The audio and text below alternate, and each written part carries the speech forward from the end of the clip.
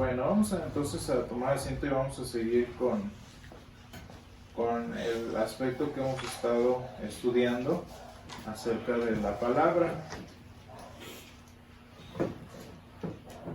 Hemos estado hablando de las características humanas que tiene la Escritura y las hemos comparado con las características humanas que tuvo el Señor, que tiene el Señor Jesús como nuestro Salvador.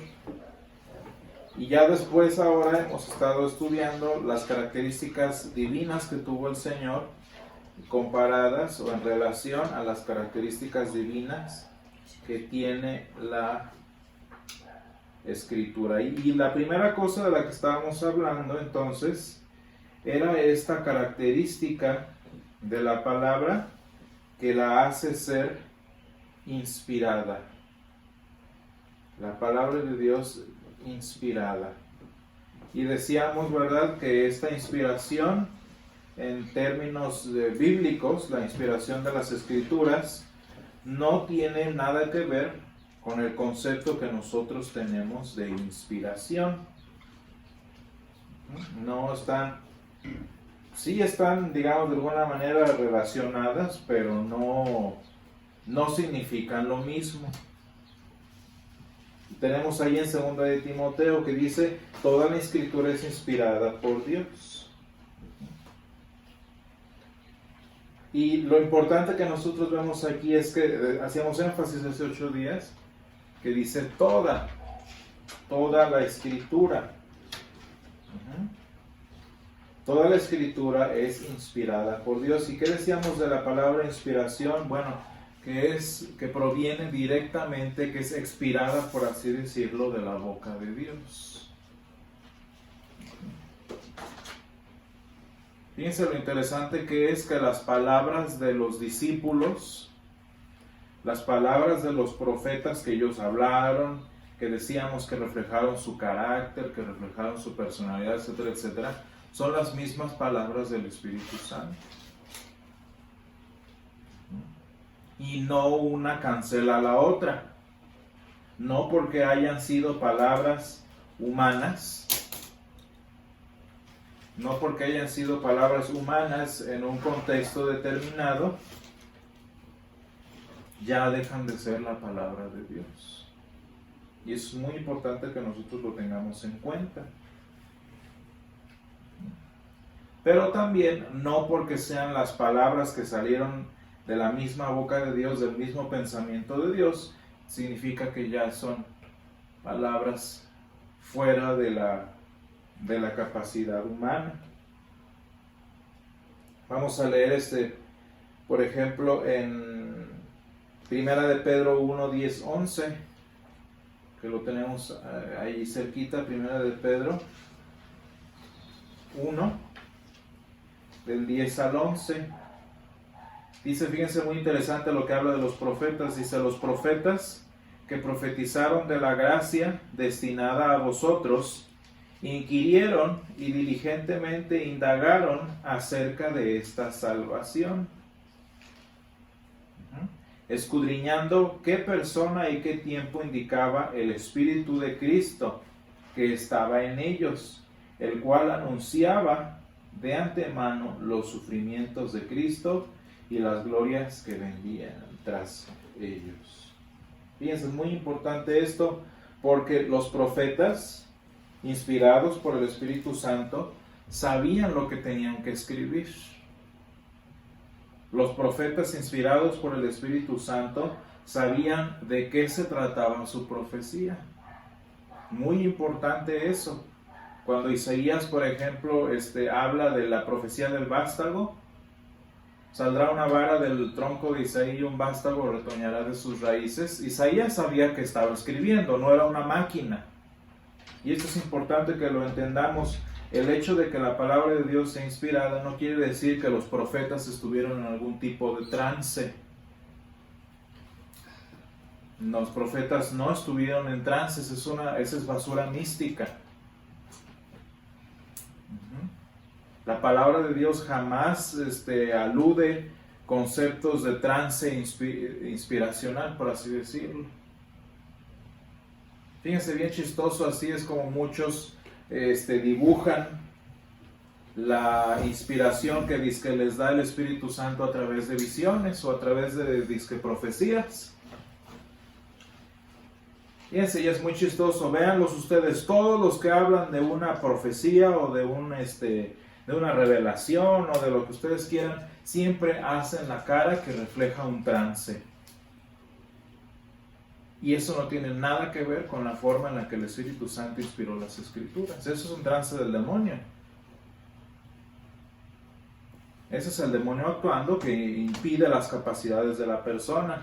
Fíjense bien cómo nos describe aquí el apóstol San Pedro la actividad de los profetas. Los profetas hablaron, ¿verdad? Lo que el Espíritu Santo les decía. Los profetas escribieron lo que el Espíritu de Cristo, como dice aquí, les inspiraba, ¿verdad? Pero, fíjense lo importante que dice ahí, hay dos palabras que tenemos, inquirieron y escudriñaron. ¿Qué significa esto? Que inquirieron y escudriñaron. Los profetas, les digo, sabían qué decían, sabían qué es lo que el Señor les ordenaba que dijeran. Y muchas de esas cosas no las alcanzaban a comprender. Muy importante esto, que lo tengamos en cuenta. Dice, inquirieron y diligentemente indagaron acerca de esta salvación. Y dice en el versículo 12, a lo que me refiero, a esto se les reveló que no para sí mismos, sino para nosotros, administraban las cosas que ahora os son anunciadas, por los que os han predicado el Evangelio por el Espíritu Santo enviado del cielo, cosas en las cuales anhelan mirar los ángeles. Fíjense cómo los profetas, en este caso, muchas de las cosas que ellos profetizaron, no se dieron cuenta qué pasó. Ellos en su humanidad nunca vieron, por ejemplo, al Mesías que vino. Los profetas, obviamente, al igual que nosotros, por el mensaje mismo que les daba la palabra, fueron salvos en el Mesías. No hay otra manera, ¿verdad? Los profetas, a través de esa misma palabra de vida que ellos predicaron, fueron salvos. Como Abraham, ellos vieron al Señor Jesús, vieron su día y, como dice el Señor, y se gozaron en la venida del Mesías. Eso es, o sea, eso es cierto, pero esa es la parte espiritual, y acuérdense que esa salvación tiene que ver con el Espíritu Santo usando la palabra, no con su conocimiento personal. Los profetas, si ustedes se dan cuenta, nunca vieron, por ejemplo, la venida del Mesías. Los profetas, por ejemplo, nunca vieron la venida de Elías, como dice Malaquías, porque pues estaban limitados en su propia humanidad. Pero fíjense que lo que es interesante, que aunque ellos tenían este tipo de limitaciones, allí San Pedro nos dice esto, dice, inquirieron, indagaron y escudriñaron.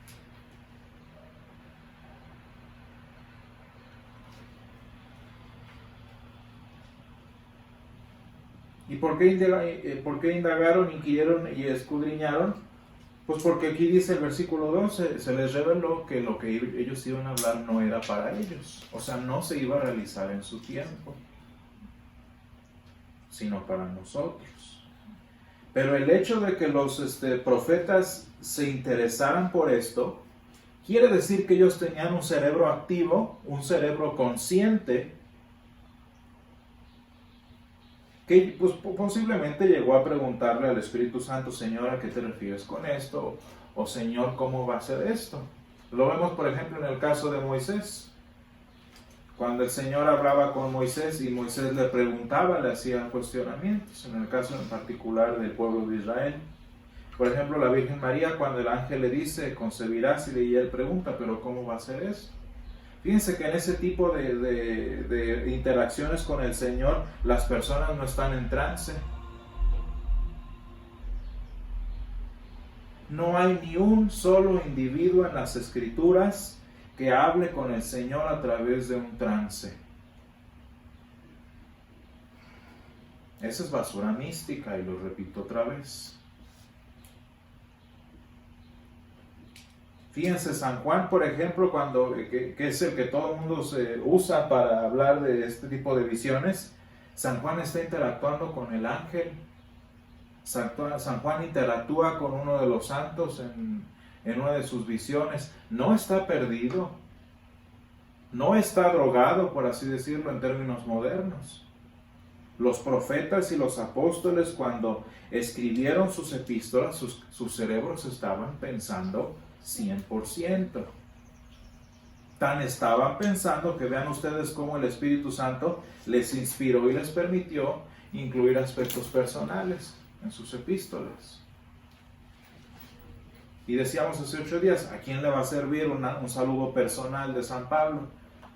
Pues sí tiene alguna función para nosotros, y muy seguramente también lo tuvo para la persona que recibió ese saludo. Entonces es muy importante que veamos eso. Los profetas no fueron máquinas.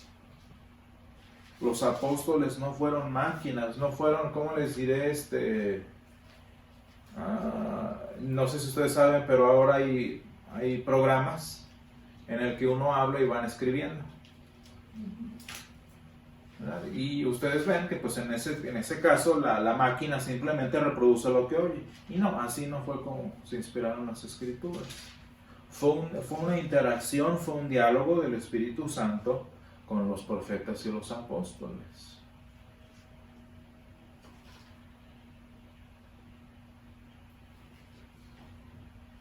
Y lo interesante, lo importante que sepamos es que el resultado final, que son las escrituras que tenemos en nuestra mano, son libros, les digo, con contexto, con características personales, con referencias históricas, pero aún así siguen siendo la palabra de Dios.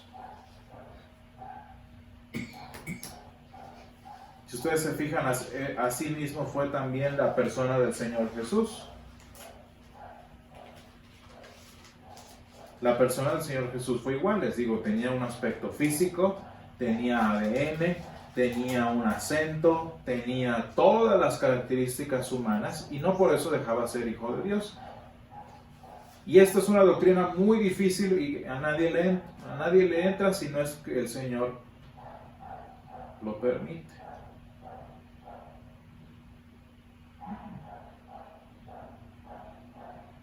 Muy importante que lo tengamos, que tengamos en cuenta los términos que usamos, ¿verdad?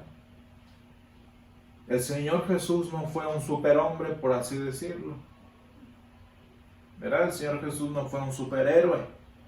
Tenía las mismas debilidades, las mismas limitaciones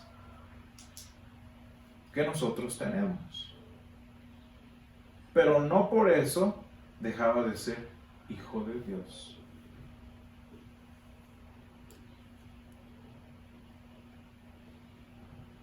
Muy importante que lo tengamos en cuenta. Y retomando un poco otra vez con esa característica que dice toda la Escritura, si estamos hablando entonces que el Espíritu Santo no usó máquinas, sino que usó personas, tenemos que llevar entonces esta relación, esta interacción entre el Espíritu Santo y los profetas hasta un grado muy específico. Y yo les decía hace 8 días al final de la escuela dominical, tan es así que el Espíritu Santo inspiró comas, inspiró espíritus, inspiró las letras en particular que se necesitaron para escribir las escrituras. Así de detallado fue, así de minucioso fue. Imagínense, vamos a imaginar que estamos hablando de nuestra Biblia que tenemos aquí. Vamos a examinar textualmente 2 de Timoteo 16. Toda la escritura es inspirada por Dios, coma. Vamos a analizar nada más textualmente este pasaje. Si el Señor hubiera inspirado nuestra Biblia Reina Valera,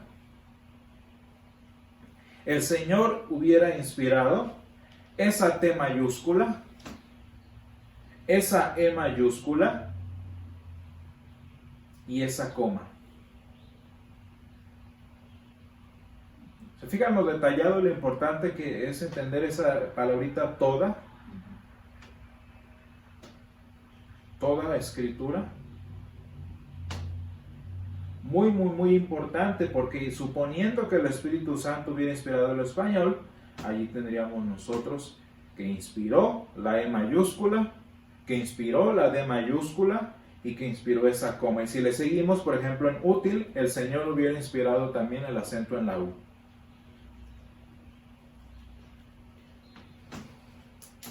Así de detallado fue la inspiración del Espíritu Santo. En hebreo, por ejemplo, yo les decía, en hebreo no hay ni siquiera vocales, son puras consonantes.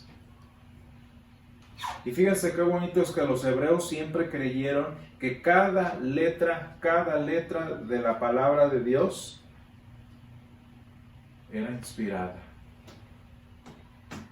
Y les voy a decir por qué cuál es una de las razones de sostener esta minuciosidad en el caso de la inspiración de la palabra. Yo les había dicho hace unas semanas que nosotros, ni los judíos ni nosotros tenemos ninguno de los documentos que estuvieron en manos de los profetas y de los apóstoles. Jamás los cristianos hemos visto las epístolas originales de San Pablo. Nunca la iglesia las ha visto. Los únicos que los vieron pues fueron obviamente los que los recibieron, ¿no? Por ejemplo, las únicas personas que vieron la epístola a los Corintios fueron la iglesia en Corinto. Pero ellos fueron los únicos, nadie más. Y la historia nos dice que obviamente la iglesia en Corinto, que vio lo beneficioso que había sido recibir esta carta de San Pablo, ¿qué hizo la gente en Corinto? Recibieron la carta que escribió San Pablo y se pusieron a copiarla. Ustedes saben que en el tiempo del Señor Jesús, especialmente en el contexto judío, una de las cosas que más se hacía era copiar. Copiaban. Y esa era, como les diré, como una práctica cultural. Acuérdense, no había computadoras, no había imprenta, no había impresoras, todo tenían que hacerlo a mano. Entonces como que eso estaba muy en su naturaleza. Entonces reciben la carta original de San Pablo y ¿qué hicieron? Vamos a copiarla para poder mandarla a las otras iglesias que no la recibieron, para poder compartírsela a mi primo que no estuvo en este día, pero que viene después, o enviársela a mi mamá que no pudo venir, o que vive en otra ciudad y que yo quiero que vea lo que el apóstol San Pablo nos dijo. Y así como lo hicieron, entonces todas las personas empezaron a copiar. No nada más las epístolas, sino todos los evangelios. ¿Y por qué es importante que el Señor hubiera inspirado, les digo, acentos, espíritus, etcétera, etcétera? ¿Por qué es importante que el Señor hubiera sido minucioso? Porque después el Señor en su voluntad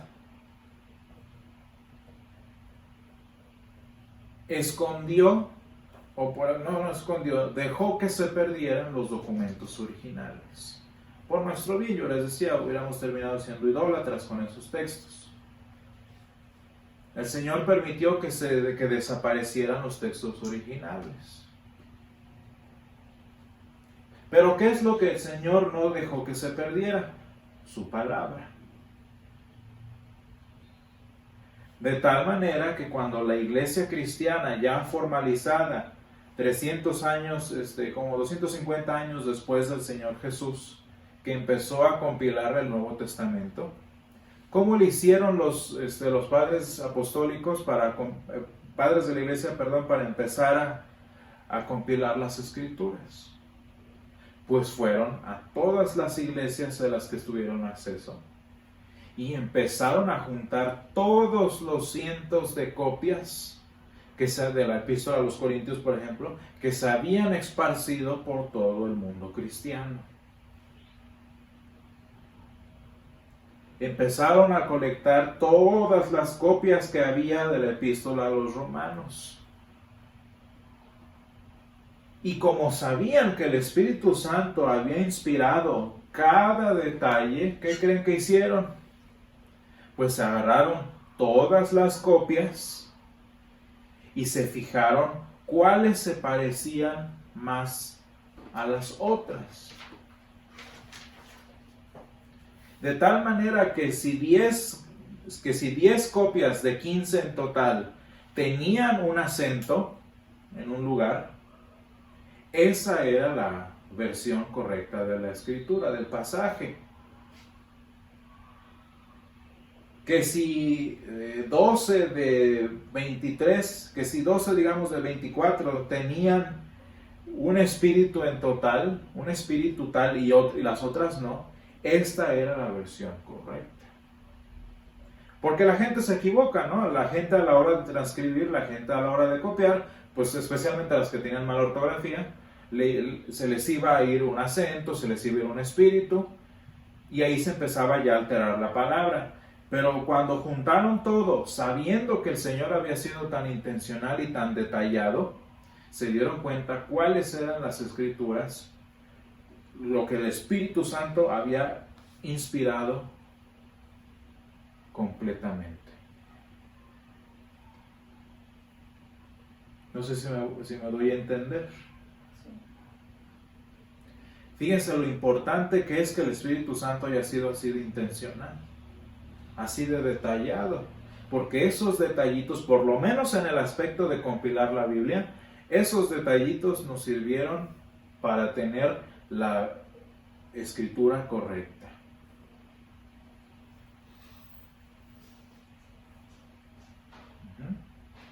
Entonces estamos hablando así de que la escritura, no nada más sus libros, no nada más su idea general, no nada más los pensamientos en general, sino hasta los detalles más pequeños fueron inspirados por el Espíritu Santo.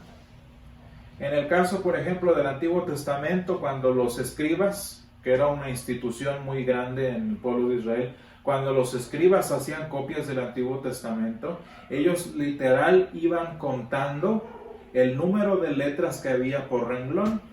No sé si ustedes saben, pero por ejemplo en hebreo, cada consonante, acuérdense que no hay vocales, cada consonante tiene un valor musical, tiene un valor de una nota.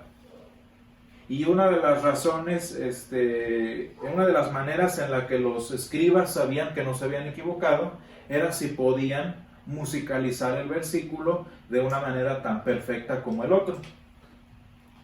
En el caso del hebreo era mucho más sencillo, ¿no? En este caso. Entonces, si cantaban, no sé si lo cantaban necesariamente, pero si lo taradeaban, la copia que habían hecho, se supone que debían poder taradearlo y ahí va a ser la misma melodía de uno y otro. Y aparte de eso, también tenían, cada letra tiene también un valor numérico. Cada letra simboliza un número. Y si el número de la copia 1 era el mismo de la copia 2, pues entonces ambas copias eran fieles. Como que ¿por qué el Espíritu Santo inspiró las letras que inspiró? Fíjense que en hebreo es muy importante las consonantes. Le cambias una y ya cambió la palabra. En hebreo le cambias una consonante, le cambias un detallito a esa consonante y ya no es la misma palabra. Entonces el Espíritu Santo fue así de detallista para que a nosotros nos pudiera llegar el mensaje de la palabra. Entonces, eso es lo que aprendemos de esta primera parte. Dice, toda la Escritura es inspirada por Dios.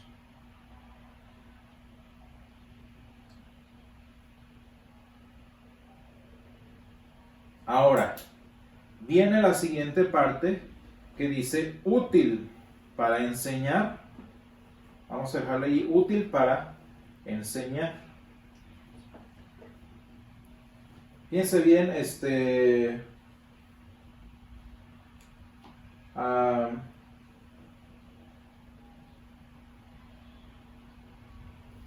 si leemos, por ejemplo, vamos a leer 1 Corintios 2:13, a propósito de que estábamos comentando de Corintios.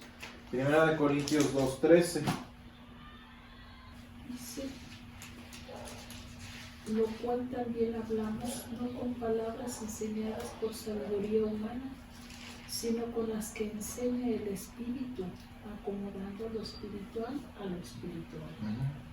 Más o menos relacionado a lo que estábamos hablando ahorita, pero ya aplicándolo al siguiente punto. Dice otra vez, a lo cual también hablamos, no con palabras enseñadas por sabiduría humana, sino con las que enseña el Espíritu, acomodando lo espiritual a lo espiritual. Fíjense bien, aquí ni siquiera los apóstoles hacen diferencia de lo que ellos dicen a lo que el Espíritu Santo dice. Eso es importante, ¿no? Es el Espíritu Santo el que está hablando, no ellos. Entonces ellos ya comparan su pensamiento con las escrituras del Antiguo Testamento en este caso. Pero fíjense bien entonces lo que dice allí. Enseña el Espíritu es el que enseña. Y les voy a decir una cosa, y esto es entrando un poquito en historia, y con esto continuaríamos dentro de 8 días. La palabra de Dios ha sido, pues ustedes saben, cuestionada de muchas maneras. Ha sido puesta en duda en muchas formas. Y la primera de ellas, si ustedes se dan cuenta, tiene que ver con la calidad, por así decirlo, de las escrituras. Y fíjense bien, si estamos diciendo que las escrituras son inspiradas por el Espíritu Santo, que las escrituras son la palabra de Dios, que el Espíritu Santo inspiró cada detalle, cada palabra, cada idea y cada tema, por así decirlo, ¿cuál es una de las inferencias lógicas? Que las escrituras deben reflejar el carácter y las características de su autor, que es en este caso nuestro Dios. Y la primer característica que nosotros vamos a hablar, que engloba otras dentro de ella, es que las palabras de la Escritura son verdaderas. Las palabras de la Escritura son verdaderas.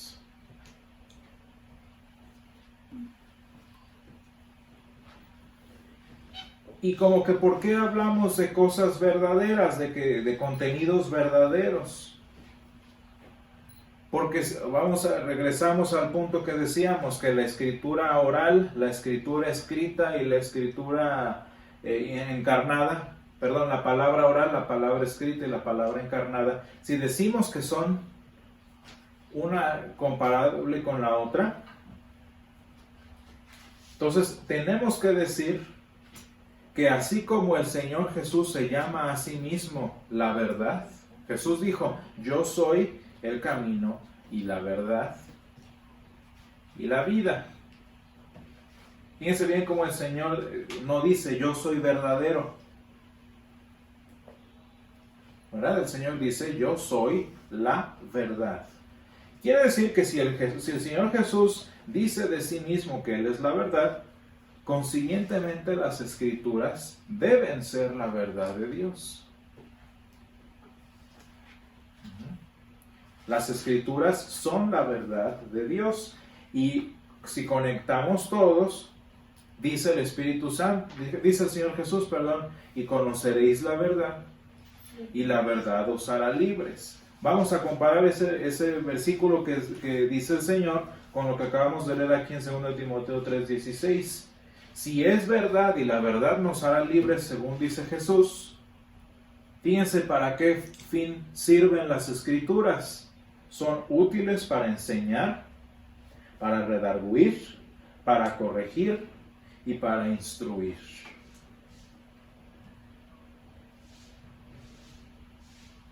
Y ustedes pueden ver aquí que la única manera en la que las escrituras pueden hacer todo esto es si son la verdad.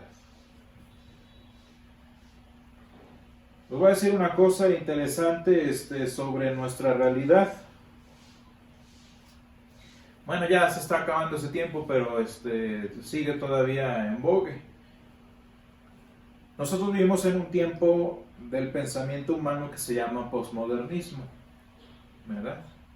Y nosotros hemos pasado de la edad moderna a la edad posmoderna y quién sabe a dónde vamos.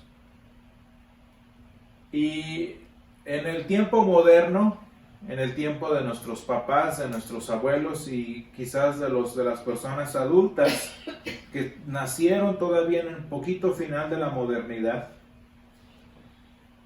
no sé si ustedes recuerdan que el pleito era ciencia-iglesia, ciencia-religión. Ese era el pleito, ¿no? No, que la religión no, que la ciencia sí. Y bueno, ese fue el pleito. Por manera natural, por razón obvia, la ciencia quedó corta, la ciencia fue incapaz de satisfacer las necesidades humanas, y así fue como la edad moderna fue muriendo. De tal manera que termina la edad moderna, muere la edad moderna relativamente, y entonces llega la edad posmoderna. ¿Qué es el detalle de la edad posmoderna? Que ya no es ciencia, religión, sino que ya es todos lo que todos quieran. ¿Qué compartía en la modernidad, en el tiempo moderno, qué compartía la ciencia con la iglesia o la ciencia con la religión? Aunque se peleaban aparentemente y esta era en contra de la otra y lo que ustedes quieran, tanto ciencia como religión compartían un principio común, que la verdad existía. Que la verdad era una realidad, que la verdad era una cosa que se debía encontrar, que se podía encontrar. Por eso era el pleito, porque la ciencia decía, la única manera en la que puede descubrir la verdad es a través del método científico. Y la religión decía, la única manera en la que puedes encontrar la verdad es a través de una deidad. Pero fíjense cómo los dos comparten que existe la verdad. En el tiempo posmoderno ese ya no es el punto. Por eso no nos importa si es ciencia, si es religión, si es esto y lo otro, lo que sea, porque la verdad ya no existe. En el tiempo posmoderno la verdad no existe. Es imposible vivir sin la verdad y por eso vemos las crisis existenciales de las personas actualmente. Pero la verdad ya no existe, tu verdad es tan verdad como mi verdad, y todos estamos bien, nadie está mal. El asunto es que si todos están bien y nadie está mal, yo les decía a mis alumnos, que yo te califique, el hecho de que yo te dé una calificación es imponer mi verdad sobre tu verdad. El que yo te repruebe en un examen es imponer mi verdad sobre tu verdad. Y yo no tengo ningún derecho en decirte que estás mal, porque ni tú estás mal, ni tú puedes estar mal, ni yo puedo estar mal. Yo les decía a los alumnos de la maestría, les digo, ustedes los que son abogados, ustedes los que son jueces, les decía, ustedes son prácticamente los arlequines de un circo que se llama justicia. Porque en este tiempo, en esta generación, la justicia no puede existir. Porque ¿cómo se atreve un juez a imponer su verdad sobre lo que yo digo? Si un juez me dice lo que existe es un crimen, yo con toda certeza en el fundamento ideológico moderno no puedo decir quién dice, según quién. Y así es como funciona el mundo actualmente. Si un policía me detiene, un tránsito me detiene porque excedí el límite de velocidad, yo le puedo decir con toda razón, según quién. Y me va a decir, no, es que velocímetro el otro. Ese lo pusiste tú. Esa es tu verdad, no mi verdad. Y desde el punto de vista ideológico no me debería decir nada. Y yo les decía, obviamente hay gente en la cárcel, obviamente el policía me va a infraccionar, el tránsito me va a infraccionar, pero eso, desde el punto de vista filosófico, es una imposición de su poder sobre mí.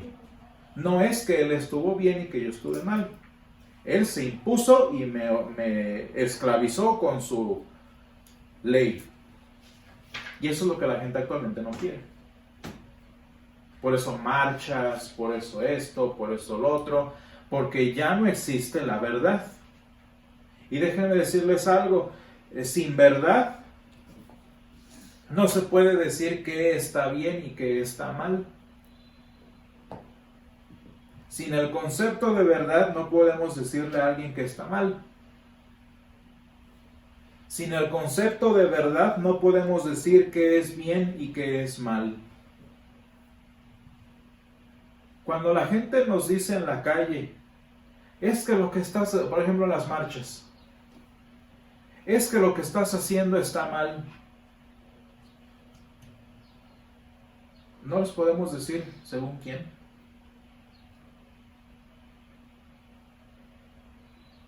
Yo les decía a mis alumnos que me dicen, es que la sociedad esto y la sociedad lo otro. ¿Cuál sociedad? ¿Verdad? Es que la sociedad impone cosas encima de nosotros. Y yo les decía, en este tiempo, en la sociedad que se llama tu universidad, ustedes son mayoría. Y se comportan de la misma manera en la que los que antes eran mayoría se comportaban. Les digo, es la misma. Es la misma realidad. Y cuando una persona nos dice es que eso está mal, fíjense lo curioso, para decir que algo está mal, ellos infieren, ellos concluyen que algo está bien, ¿verdad? Si eso está mal, es que otra cosa está bien. Y si están hablando de que algo está bien y que algo está mal, ellos entonces están hablando de que existe una cosa que se llama verdad. Y si ellos concluyen y creen que una cosa que se llama verdad existe, entonces ellos concluyen que alguien debe haber dado esa verdad. ¿Quién da la verdad? La única razón por la que las escrituras pueden enseñar, pueden redarguir, pueden corregir e instruir es porque las escrituras contienen y son verdad. Porque las escrituras literalmente, y nosotros lo acabamos de hablar, asumen que alguien dio esa verdad. ¿Y quién dio esa verdad? Pues nuestro Dios. Cuando una persona te dice eso está mal, es que asumen que está bien, que algo existe que se llama bien. Y cuando asumen que algo está mal y que algo está bien, ellos asumen que hay una ley moral. Y cuando ellos asumen que hay una ley moral, a fuerzas deben concluir que hay una ley, que hay un dador de esa ley moral. Entonces les preguntas, ¿quién da esa ley moral? Rousseau dijo la sociedad. No es el enemigo la sociedad, es que la sociedad es esto. Bueno, entonces la sociedad no es el dador. Uno dice entonces el individuo, ¿cuál individuo? ¿Tú o yo? O el de allá, entonces se hace un desastre. ¿Cuál es la única opción si no es sociedad, si no es individuo? A fuerzas, ¿cuál es la conclusión? Que Dios es el único que puede dar la verdad y a ella no les gusta. Por eso se fijan que vivimos en un nada, porque las tres opciones son imposibles, ni Dios, ni la sociedad, ni el individuo. La frasecita que más les oigo a mis alumnos es, pues cada quien. Y vean en qué estamos.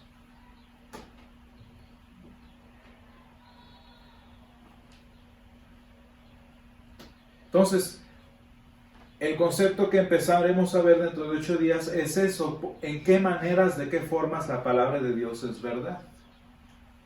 ¿En qué formas, de qué manera la Escritura puede usar esa verdad para realizar todo lo que 2 Timoteo 3:16 habla? Y sí, la Escritura nos dice qué está bien y qué está mal. ¿Por qué nos pueden decir qué está bien y qué está mal? Porque las escrituras asumen que la verdad existe, porque las escrituras son la verdad de Dios. ¿Y cómo es posible que las escrituras asumen que son la verdad de Dios? Pues porque Dios mismo las dio. Y déjenme decirles que es mucho más fácil manejar en la vida con un GPS que a tientas. Porque el GPS te dice a dónde ir y a dónde no ir. Hay que ir a ciegas y a ver a dónde llegas. Ese es el propósito de la Escritura. Dice entonces, leemos: toda la Escritura es inspirada por Dios y útil para enseñar, para redarguir, para corregir, para instruir en justicia.